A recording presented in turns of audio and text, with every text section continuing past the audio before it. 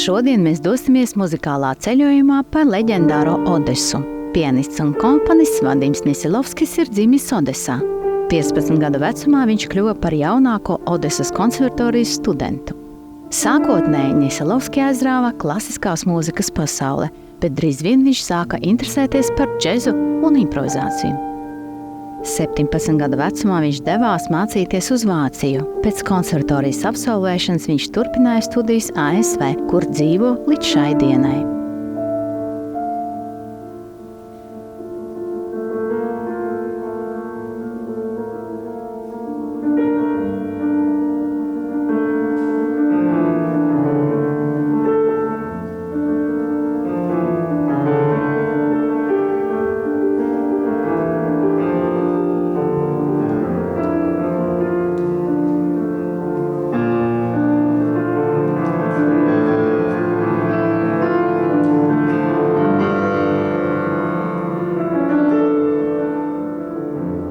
The idea to create Odessa came not from me.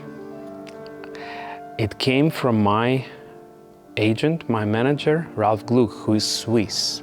He lives in Switzerland. And one day he told me, Vadim, you are from Odessa. And, you know, in the Western world, everyone heard of Odessa. People know about Odessa because of Sergei Eisenstein's movie Battleship Potemkin. People know of Odessa because of all these great musicians that came out of Odessa, you know, David Oyster. People actually know all over the world Isaac Babel and, you know, writers that came out of Odessa. And yet, nobody knows Odessa. People heard, but people don't really know. So you have a chance as an artist, as a musician who is living, you know, internationally, but is actually representing some real Odessian roots. You have a chance to tell your story and to tell us about Odessa using sounds. And he told me this, and this fascinated me. You know, I couldn't sleep for a few nights just imagining how I would do this. So it's one of those things that it came from outside, but it's better than anything that I would have come up with. So it became a very personal search. It also coincided with disease of my father, who was suffering from cancer, and my father was the embodiment of Odessa. You know, he was just what you think when you say Odessa, you can imagine my father. You know, all the humor, all the bittersweet irony, all this belief and love for life, no matter what. Everything, you know, my father was representing. So in a way, I was writing about Odessa and about my father and about my family and roots, and so it became a very, very personal thing.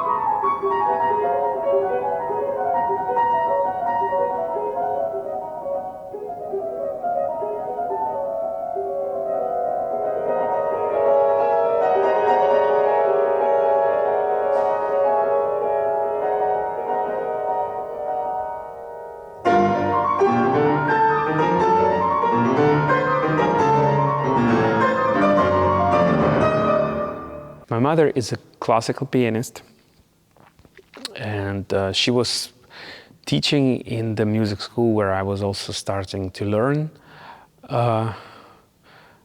My mother is healthy and with us, which is great. My father, as I said before, passed away. He was an engineer. You know, it's a classical combination, very common in those places. Somebody from the art world and the engineer. He was actually very, very musical, but growing up, he was born in 1938, and growing up during the war, and then there was no time and financial possibility for him to have lessons. I'm sure that he actually could have been a good musician, because very good pitch. So we have it. We have music. You know, my grandmother was a musician too, my mom's mama. So there is a sort of like a music. I mean, not dynasty, but there is music in the house.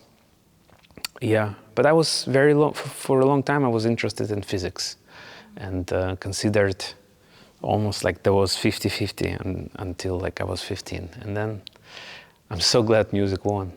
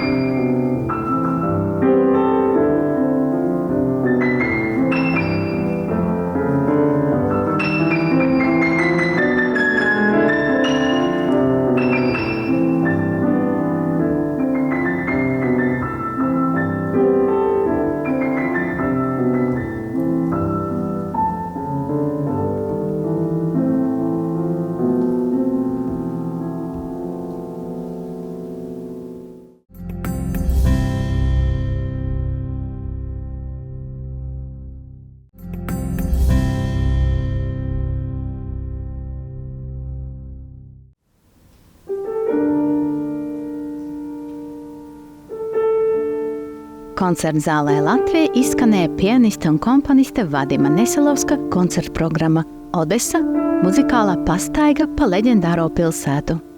Talantīgo mākslinieku dēvē par tautsološāko jauno improvizātoru. I visited Odessa in August 2021, last time, so you can say, 5 months before the war started.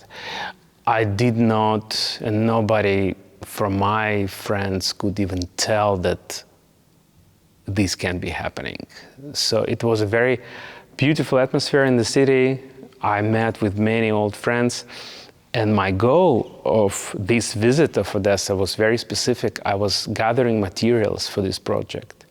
I went to the university library, I went to the archives. I found Holocaust Museum in Odessa, which even my friends who live in Odessa didn't have no idea that it existed. So it was actually a very kind of research trip to Odessa in August 2021.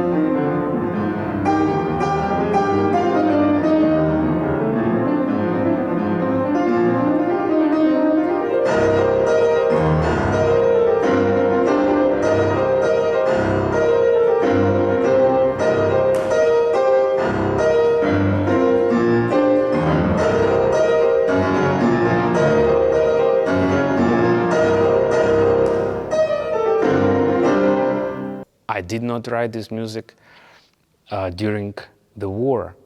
When the war happened, February 24th, I was in New York. I was already, I had everything recorded. And the only thing that I could change was the print materials for the album. And I asked myself, okay, what do I need to change? And I did change one thing.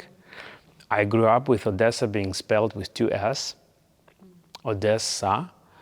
And when this happened, Odessa became Odessa, the Ukrainian spelling, because when Russian rockets fly to my country, there is no Odessa with two S anymore. So, and to your question, what do I feel when I play? First of all, I feel many things. And if I don't feel those things, the listeners will not feel them. So every time I play this, I go through so many emotions. And many of those emotions are, of course, affected by what we see every day in the news, you know. Unfortunately, tragedies just keep coming. You know, we hear about the new bombardments, the new rockets that fly into different Ukrainian cities. And my heart aches for every centimeter of Ukrainian land and for every victim of this brutal, stupid, unprovoked war. So of course, when I play, you know, I wrote these movements about Odessa 1941, but I was playing it and imagining, you know, what was happening in Mariupol, for example. I was playing this and imagining what was happening in Kherson. I hear this from people firsthand. So it's deeply affecting me. So yeah, of course, somehow this music was created before the war, but because I'm an improvising musician, it is natural for me to implement things that happen here and now into this music.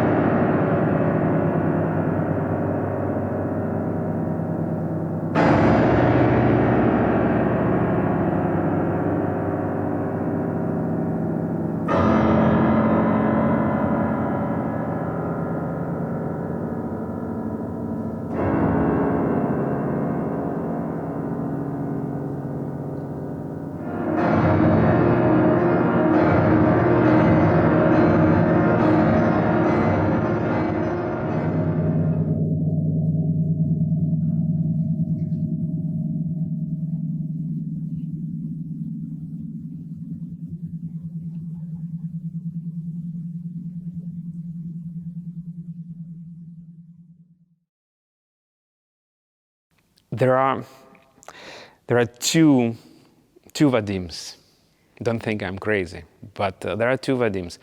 Vadim the composer is sitting in his room with a piano, with computer, with everything that I need, pencil, paper, and composes music. And this composer, Vadim, doesn't really care about improvisation and all those things. He just wants to create the most powerful music. And I'm the first listener. So if it doesn't touch me when I sit in headphones or at the piano, then I have to rewrite and rewrite. And all of these movements went through so many editions. That's a usual process for me. And then this other Vadim comes, Vadim the performer. And as a performer, I do come, as a classically educated musician, but a huge part of my background and training is jazz. I'm a jazz musician.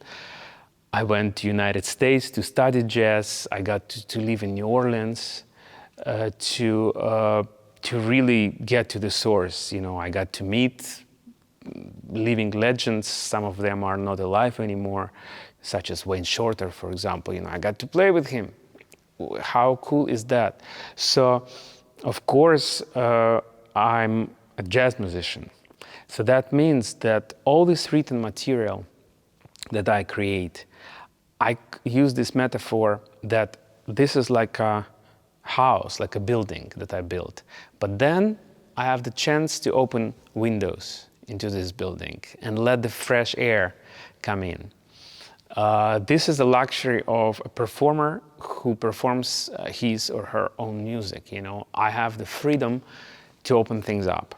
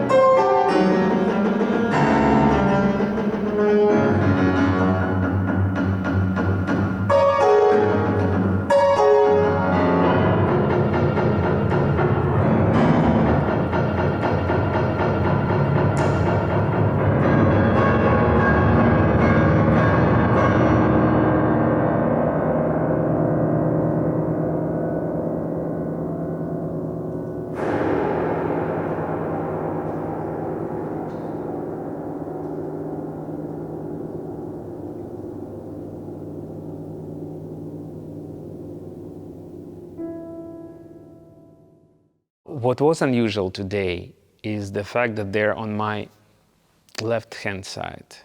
They're usually on the right-hand side. So that was a little bit irritating because I didn't think about it, and then I started thinking, wait a second, so that means they're listening to everything from the bass perspective, which is different. So that was a little bit irritating. But again, for improvising musician, irritation is actually an opportunity to do something cool. I need to be irritated. If I'm too comfortable, or for example, today I had I had to climb these stairs as a beginning of the concert and appear there upstairs, pitch dark. It was really cool. I never experienced that. And this really interesting, very, very rich instrument that I got to play. And what I played on this instrument was completely improvised, completely. I simply allowed myself to play with sounds, like a child with a very cool toy, very, very rare toy.